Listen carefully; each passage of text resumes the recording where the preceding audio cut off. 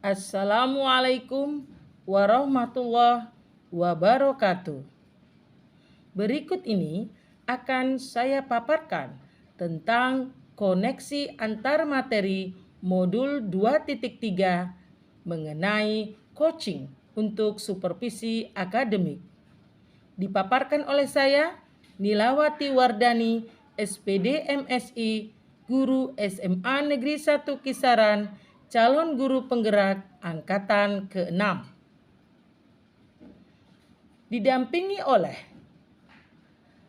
pendamping belajar saya adalah oleh fasilitator saya bernama Ratna Dwi Kurniasari dan pengajar praktek oleh Ibu Denisa Lumongga Lubis.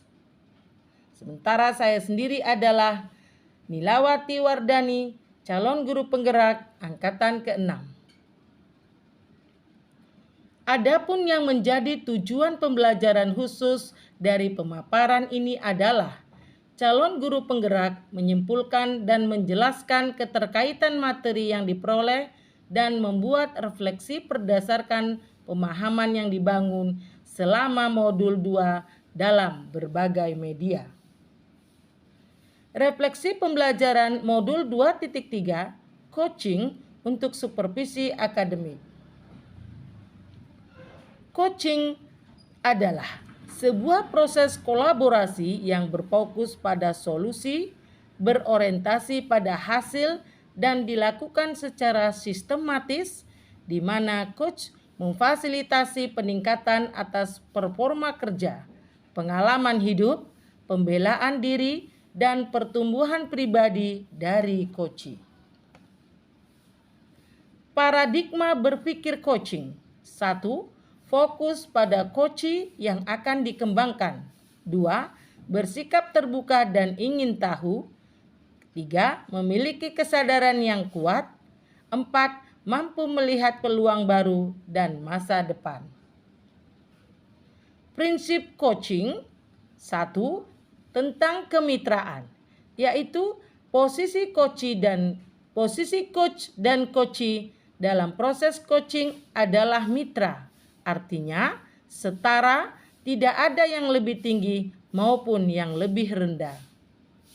Yang kedua, tentang proses kreatif, yaitu proses kreatif dilakukan melalui percakapan dua arah yang memicu proses berpikir coachee, memetakan dan menggali situasi coachee untuk menghasilkan ide-ide baru. Yang ketiga, prinsip coaching yang ketiga adalah memaksimalkan potensi. Percakapan perlu diakhiri dengan suatu rencana tindak lanjut yang diputuskan oleh seorang coachee yang dikembangkan untuk memaksimalkan potensi dan memberdayakan coachee. Selanjutnya, coaching dalam konteks pendidikan. Berdasarkan filosofi Ki Hajar Dewantara, proses coaching sebagai komunikasi antara guru dan murid, murid diberikan ruang kebebasan untuk menemukan kekuatan dirinya, dan peran pendidik sebagai pamong dalam memberi tuntunan dan memberdayakan potensi yang ada agar murid tidak kehilangan arah dan menemukan kekuatan dirinya tanpa membahayakan dirinya. Masih berdasarkan Ki Hajar Dewantara, menurut sistem emongnya, semboyan ing ngarsa sung tulodo, ing madya mangun karso, tutwuri handayani, menjadi semangat yang menguatkan keterampilan komunikasi antara guru dan murid dengan menggunakan pendekatan coaching. Tutwuri handayani menjadi kekuatan dalam pendekatan coaching dengan memberdayakan semua kekuatan diri pada murid. Kompetensi inti coaching adalah 1. Kehadiran penuh. Maksudnya, kemampuan coach untuk bisa hadir secara utuh bagi Kuci sehingga badan, pikiran, hati selaras saat sedang melakukan percakapan kucing. Mendengarkan aktif. Seorang coach yang baik akan mendengarkan lebih banyak dan lebih sedikit berbicara. Fokus dan pusat percakapan adalah pada diri Kuci, yakni mitra bicara. Yang berikutnya adalah mengajukan pertanyaan berbobot, yaitu pertanyaan yang diajukan dapat menggali informasi dari Kuci, menggugah untuk berpikir, menstimulus Kuci untuk memunculkan ide-ide baru dan mampu mengungkapkan emosi. Mendengarkan dengan rasa, maksudnya apa? Yaitu R, receive. Perhatikan pembicara, terima semua ucapan dan ambil kata kuncinya. Selanjutnya A, maksudnya adalah appreciate, yaitu beri sinyal bahwa coach mendengarkan dengan kata-kata oke, iya, atau kontak mata dan mengangguk. Kemudian S, maksudnya adalah summarize. Apa itu? Yaitu rangkum apa yang didapat dari perkataan Kuci. Kemudian yang terakhir adalah A, adalah ask. Maksudnya, ajukan pertanyaan untuk memperdalam. Nah, selanjutnya percakapan berbasis coaching dengan alur tirta. Tujuan umum, identifikasi, rencana aksi, dan tanggung jawab. Itulah kepanjangan dari akronim tirta. Apa maksudnya? Yaitu keterangannya adalah coach perlu mengetahui apa tujuan yang hendak dicapai coach dalam sesi coaching. Selanjutnya, proses menggali semua hal yang terjadi pada coach, yaitu I. Nah, tadi T adalah coach perlu mengetahui apa yang menjadi tujuan, berarti T adalah tujuan.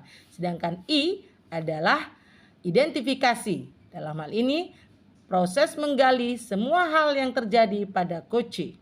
Kemudian yang berikutnya adalah akronimnya bernama R, yaitu rencana aksi. Apa itu?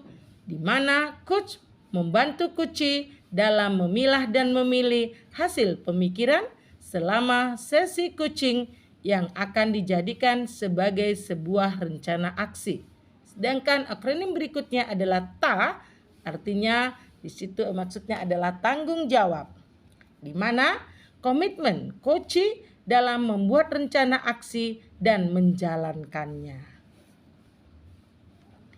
Selanjutnya, supervisi akademik dengan paradigma berpikir coaching.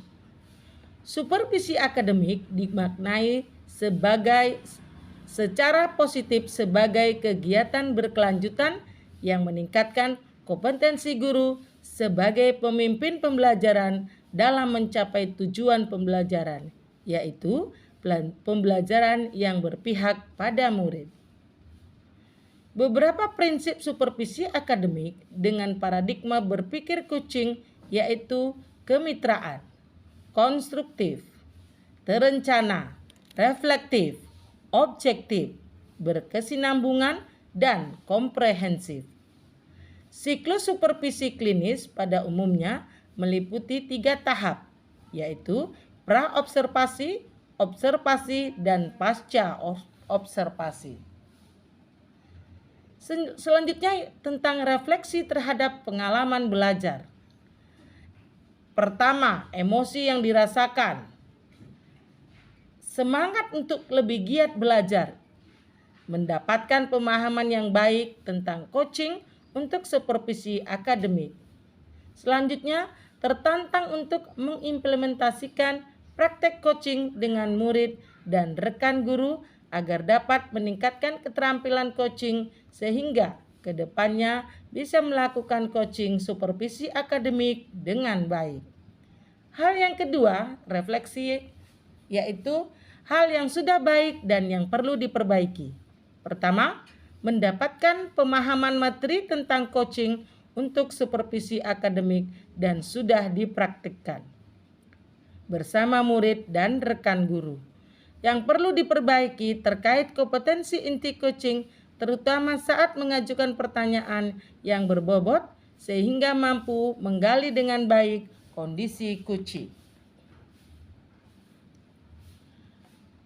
Refleksi terhadap pengalaman belajar, implikasi terhadap kompetensi diri, menambah dan mengoptimalkan kekuatan diri sebagai seorang pendidik dan juga orang tua yang dapat menjadi seorang coach bagi orang-orang di sekitar untuk mampu memberdayakan dan mengembangkan kompetensi yang mereka miliki.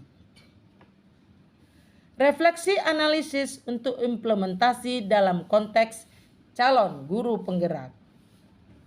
Analisis topik modul 2.3.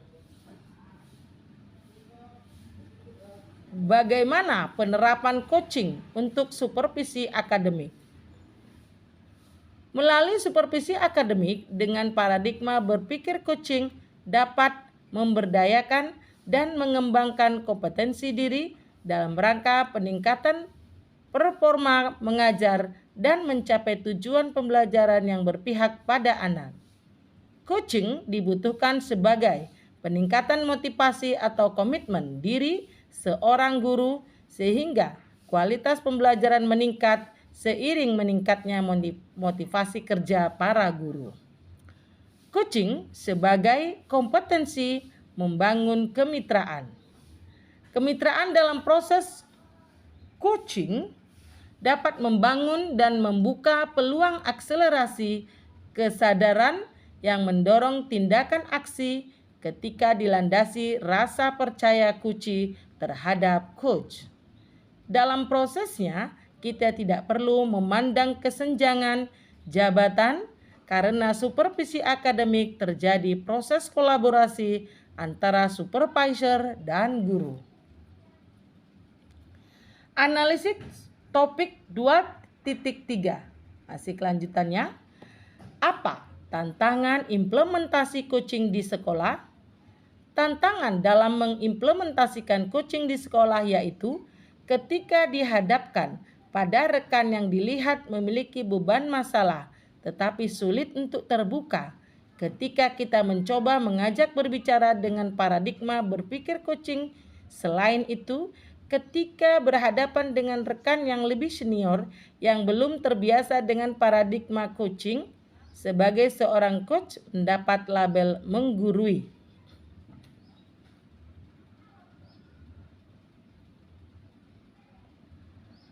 Selanjutnya, bagaimana alternatif solusi untuk tantangan yang ada? Dalam proses coaching, berusaha menjadi seorang coach yang mampu membangun kemitraan yang baik dengan coach, berusaha menjadi pendengar yang aktif, memiliki kemampuan komunikasi yang baik, sehingga proses coaching mampu membuat coach merasa nyaman dan terbuka. Hal tersebut dapat menghasilkan proses coaching yang maksimal, yaitu terpecahkannya masalah yang dialami coach dengan solusi-solusi dari si coach itu sendiri. Refleksi keterkaitan antara modul pada paket modul 2. Modul 2.3 untuk supervisi akademik. Modul 2.1 pembelajaran berdiferensiasi. Dalam pembelajaran berdiferensiasi, diadakan pemetaan kebutuhan belajar murid yang meliputi kesiapan belajar, minat belajar, dan profil belajar murid. Hasil pemetaan ini dapat digunakan murid sebagai seorang coach dalam proses coaching mampu mengoptimalkan potensi yang ada pada dirinya untuk menemukan solusi terbaik. Modul 2.2, pembelajaran sosial emosional. Ada beberapa aspek kompetensi sosial emosional yaitu kesadaran diri, manajemen diri, kesadaran sosial, keterampilan berempati, dan pengambilan keputusan yang bertanggung jawab. Kompetensi sosial emosional digunakan oleh seorang coach dalam proses coaching terhadap coachee agar mampu mengendalikan diri dan emosi serta menimbulkan rasa empati dan sosialisasi sehingga coachee mampu mengambil keputusan dengan bertanggung jawab. Selain itu, teknik kesadaran penuh atau mindfulness dapat digunakan coach sebelum memulai coaching untuk memfokuskan diri agar hadir sepenuhnya atau presence saat proses coaching terjadi. Proses sebagai seorang coach di sekolah dan keterkaitannya dengan materi sebelumnya pada paket modul 2 yaitu pembelajaran berdiferensiasi dan pembelajaran sosial emosional. Di dalam kompetensi coaching dan alur Tirta sebagai alur percakapan coaching, sebagai seorang coach harus melakukan kehadiran penuh atau presence. Salah satu teknik yang bisa digunakan yaitu stop dan mindfulness listening yang sudah dipelajari pada modul 2.2 tentang pembelajaran sosial dan emosional. Salah satu prinsip coaching yaitu memaksimalkan potensi dan memberdayakan rekan sejawat sehingga percakapan perlu diakhiri dengan suatu rencana aksi yang diputuskan oleh rekan yang dikembangkan. Potensi coachee yang beragam sehingga keterampilan sosial emosional diperlukan untuk memaksimalkan potensi coachee. Sekian dan terima kasih. Wassalamualaikum warahmatullahi wabarakatuh. Salam guru penggerak, salam Indonesia maju.